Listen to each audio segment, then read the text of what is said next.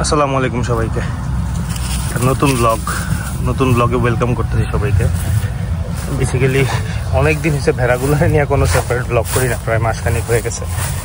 তো ভেড়াগুলোর একটু ছোটোখাটো আপডেট দিই।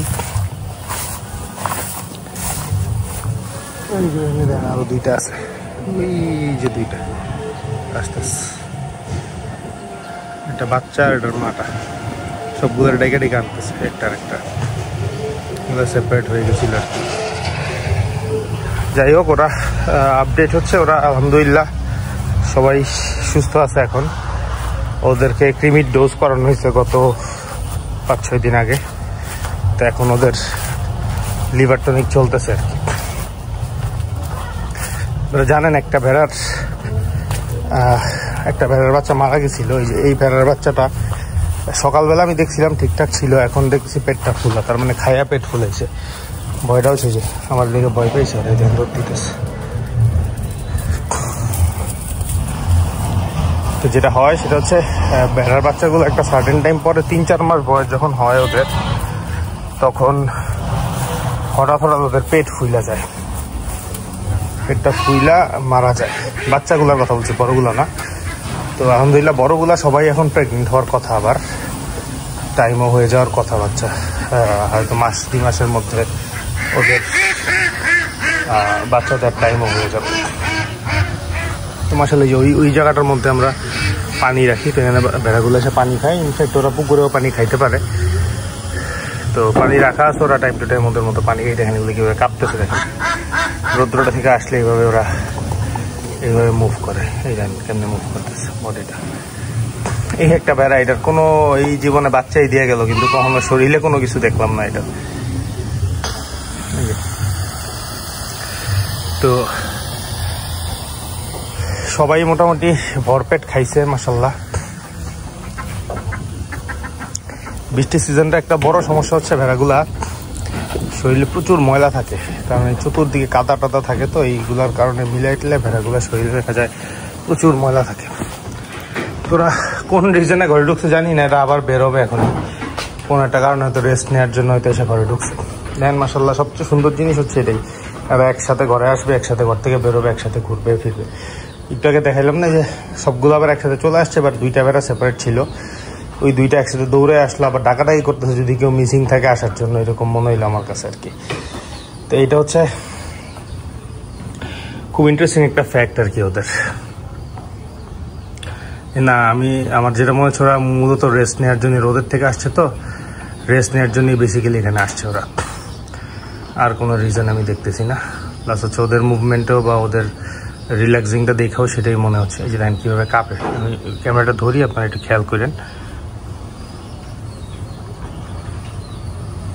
বুঝছেন, এই যে এই ভেড়াটা দেখেন, এটা আমি আগেও দেখছি, ছাগলের ক্ষেত্রেও দেখছি। ওরা রোদের থেকে এসে যখন রেস্টিং পিরিয়ডে আসে, ওরা এইভাবে সবগুলা মুভ করতে থাকে, মানে বডিটাকে শেক করে ওরা। এটা 2টা রিজন হতে পারে। একটা হচ্ছে ওদের রেস্ট নেওয়ার সিস্টেমটা এইরকম, আর একটা জিনিস ওরা হাতায় গেছে, মানে হাঁপায় গেছে আর কি একদম, ওইটা একটা কারণ হতে পারে। দেখেন বাচ্চাটা কীভাবে কইরা করতেছে। সো ওরা একটু রেস্ট নিবে, নিয়ে আমি শিওর বিকালটা পড়লে ওরা আবার বেরোবে। ইনফ্যাক্ট এখনও বেরোতে পারে আর কি। দেখি বিকালে যদি বের হয়, আমি এই ভিডিওটার সাথে আর একটু ইনকর্পোরেট করবো, কইরা একসাথে ভিডিওটা হয়তো অ্যাড করে ছাড়বো বিকালে ওরা যদি বের হয়।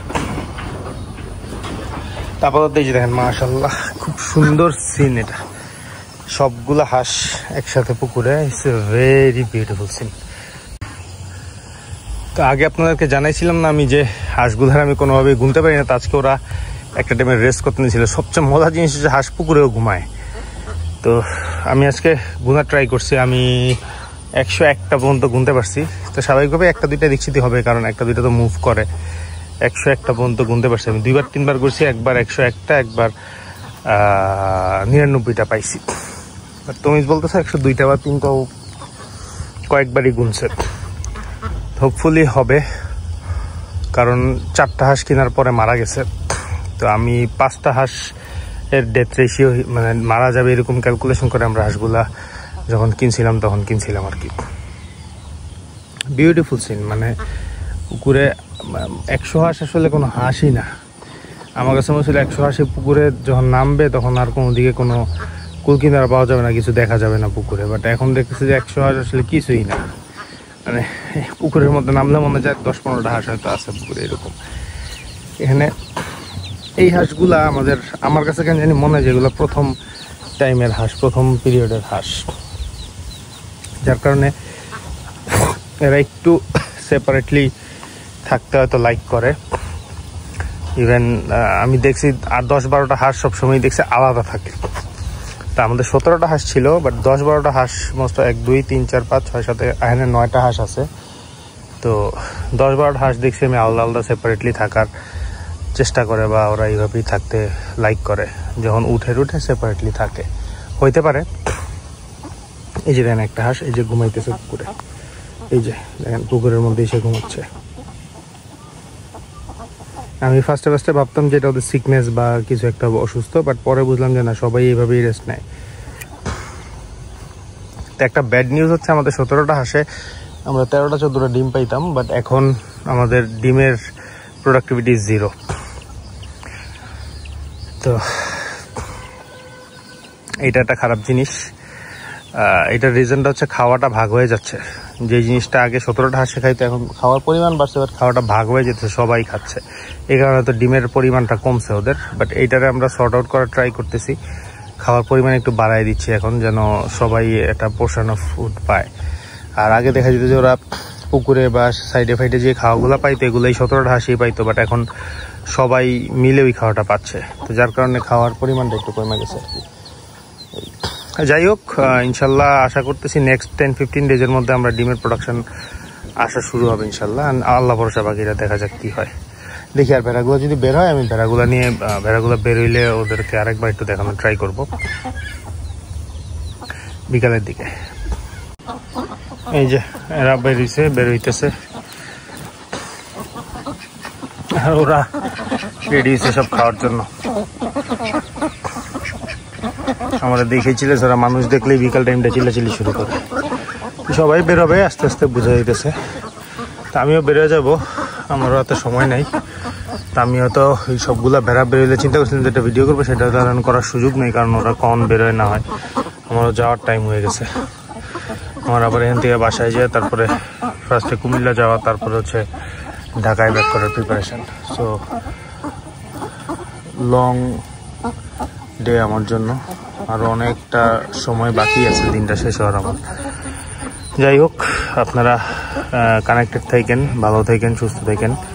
শেষ করে দিয়ে যে বেরোচ্ছে একটা করে, সবগুলোই বেরোবে। এখন এই যে প্রিপারেশন নিচ্ছে বেরোয়ার, সবাই আস্তে আস্তে বেরোবে, এই আর কি। শেষ করে দিই ভিডিওটা এখানে। হ্যাঁ, ভালো থাকেন আপনারা সবাই। ও আচ্ছা, বেরোইতেছে যেহেতু বেরোটা দেখাই। দেখেন ইন্টারেস্টিং মিক্সচার, মুরগি ভেড়া, মানে ওরা সবাই চিনে।